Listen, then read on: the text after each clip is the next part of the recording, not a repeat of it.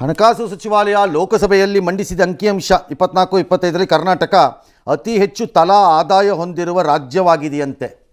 ಆಯಿತು, ಆಮೇಲೆ ಸಿದ್ದರಾಮಯ್ಯನವರೇ 2,04,605 ರೂಪಾಯಿ ಆಗಿದೆಯಂತೆ ನಮ್ಮ ರಾಜ್ಯ.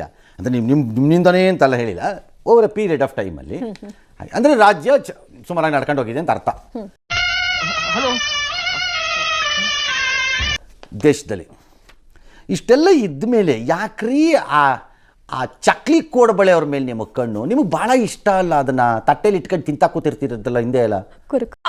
ಅದು ಬೇರೆ ಇದು ಬೇರೆ ಎಲ್ಲ ಸಪರೇಟ್, ಬರೀ ನಾಟಕ ಅಷ್ಟೇ. ಹಾಂ, ನಿಮ್ಗೆ ಇಷ್ಟ. ಅವ್ರ ಮೇಲೆ ಯಾಕೆ ದಾಳಿ ಮಾಡ್ತಿದ್ದೀರಿ? ಟ್ಯಾಕ್ಸ್ ಕಟ್ಟಬೇಕು, 40 ಲಕ್ಷ ಆದಾಯ.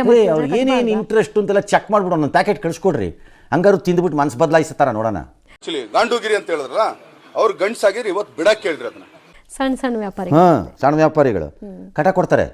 ಮಾಡಿದ್ದಾರೆ 2,04,000 ನಮ್ದಾಗಿದೆ. ನಂಬರ್ 2 ತಮಿಳ್ನಾಡಿಗೆ ಬಂದಿದೆ. ಸರ್ ಆಯ್ತು, ಒಳ್ಳೇದು. ಅವಶ್ಯಕತೆ ಇದೆಯಾ, ಅನಿವಾರ್ಯನಾ? ಈ ತಲಾ ಆದಾಯ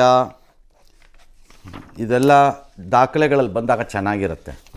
ಬಟ್ ಆ್ಯಕ್ಚುಯಲ್ ಪಾವರ್ಟಿ ಲೈನಿಂದ ಏನಾಗಿದೆ ಅನ್ನೋದು ಇಂಪಾರ್ಟೆಂಟ್. ಪಾವರ್ಟಿ ನಾವು ನಮ್ಮ ಗೌಡಿ ಕ್ರಿಶ್ಚಿಯನ್ ಮೂರೂ ಸರ್, ಅದಕ್ಕಿಂತ ಹೆಚ್ಚಾಗಿ ನಾನೊಬ್ಬ ಕಾರ್ಡ್ ಮನುಷ್ಯ ಸರ್. ಬಡತನ ರೇಖೆಯಿಂದ ಇಷ್ಟು ಜನರನ್ನ ಮೇಲೆ ಎತ್ತಿದ್ದೇವೆ ಅಂತ ಬಿಡ್ತಾ ಇರ್ತೀರಿ ರೈಲನ್ನು ನೀವು. ಆದರೆ ಬಡತನದ ರೇಖೆಯೇ ಶಿಫ್ಟ್ ಆಗಿಬಿಟ್ಟಿದೆ ಅನ್ನೋದನ್ನು ಮಾತಾಡಲ್ಲ ನೀವುಗಳು.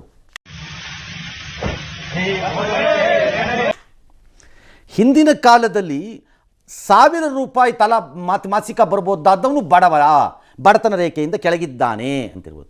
ಇವತ್ತು 3,000 ಬರೋವನು ಬಡತನ ರೇಖೆಯಿಂದ ಕೆಳಗಿರೋ ಸ್ಥಿತಿ ಇರುತ್ತೆ.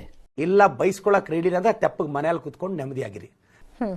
ಅದೇ ಶಫಲ್ ಔಟ್ ಆಗೋಗಿರುತ್ತೆ ಫಿನಾನ್ಷಿಯಲಿ, ಆರ್ಥಿಕವಾಗಿ. ಯಾಕೆಂದ್ರೆ ಅವತ್ತು 300 ರೂಪಾಯಿಗೆ ಸಿಗ್ತಾ ಇದ್ದಿದ್ದು ಮನೆ ಇವತ್ತು 900 ರೂಪಾಯಿಗೆ ಸಿಗುತ್ತೆ. ಖರ್ಚು ವೆಚ್ಚ ಜಾಸ್ತಿ, ಪ್ಲಸ್ ಇನ್ಫ್ಲೇಷನ್ ಬಂದು ಆಡ್ ಆಗಿರುತ್ತೆ. ಇದು ಆಕ್ಚುಲಿ ಚೆನ್ನಾಗಿರುತ್ತೆ.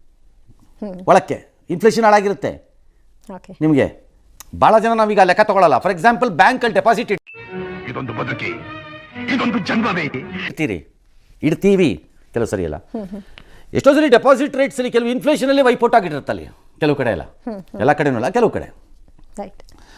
ಇಂತಹ ಹಲವು ಸಂಗತಿಗಳ ನಡುವೆ ನಮ್ಮನ್ನು ಕಾಡುವಂತಹ ಕಟ್ಟ ಕಡೆಯ ಪ್ರಶ್ನೆ. ಹಾಗಾಗಿ ಇದೆಲ್ಲ ಬರೋದು ಓಕೆ, ಮುಂದೇನು ಅಂತ ನೋಡೋಣ. ಅಂದರೆ ಆ್ಯಕ್ಚುಲಿ ಏನು ಪಾವರ್ಟಿ ಇದು, ಅಥವಾ ತಲಾದಾಯ ಚೆನ್ನಾಗಿ ಈಗ